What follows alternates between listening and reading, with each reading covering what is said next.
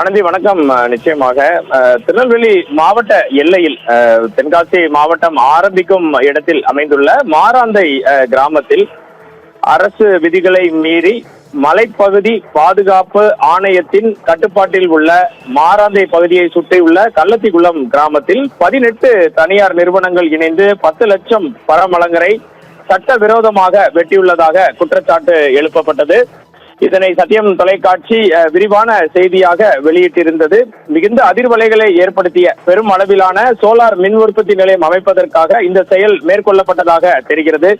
இந்த செயல் கடுமையான சுற்றுச்சூழல் பாதிப்பை ஏற்படுத்தும் என அந்த செய்தியில் தெரிவித்திருந்தோம். இதனை அடுத்து அந்த 18 தனியார் நிறுவனங்களும் 10 லட்சம் பல மரங்களையும் சூழலியல் முக்கியத்துவம் வாய்ந்த மரங்களையும் வெட்ட தொடங்கி இருந்தன. சோலார் பேனல் அமைக்கும் பணியும் தீவிரமாக நடந்து வந்தது. இந்த சட்டவிரோத கடுமையான சூழியல் சேதம் மற்றும் பல்லுயிர் இழப்பு மற்றும் நீர்வள பாதுகாப்பிற்கு அச்சுறுத்தலை ஏற்படுத்துவதாக இருந்தது.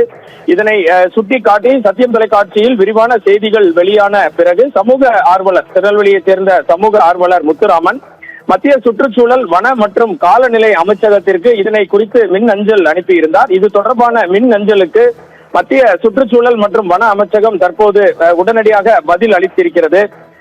மாராந்தை கிராமத்தில் கள்ளத்திகுளம் கிராமத்தில் சட்டவிரோதமாக வெட்டப்பட்டு மலைப்பகுதி பாதுகாப்பு ஆணையத்தின் விதிமீறல் நடைபெற்றுள்ளதாக எழுந்த புகாருக்கு மத்திய சுற்றுச்சூழல் வன மற்றும் காலநிலை அமைச்சகம் தமிழ்நாடு வனத்துறைக்கு விரிவான விசாரணை நடத்த தற்போது உத்தரவிட்டுள்ளது.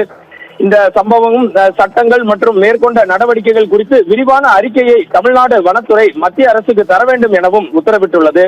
இதனைத் தொடர்ந்து மத்திய அமைச்சகம் தமிழ்நாடு வனத்துறைக்கு கீழ் குறிப்பிடப்பட்டுள்ள பணிகளை மேற்கொள்ள உத்தரவிட்டுள்ளது. விதிகளை மீறி மரம் வெட்டுவது குறித்த சம்பவத்தை விரிவாக ஆய்வு செய்ய வேண்டும்.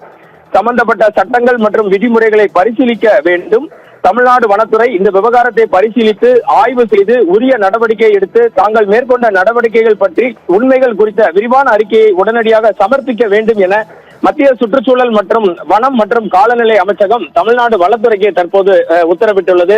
இதன் அடிப்படையில் தமிழ்நாடு வனத்துறை இன்று மதியத்திற்கு மேலாக இது விஷயமாக அறிக்கையை தயார் செய்து வருவதாக தகவல்கள் வெளியாகி உள்ளது. ஆனந்தி, தகவல்களுக்கு நன்றி வனராஜ் சங்கர்.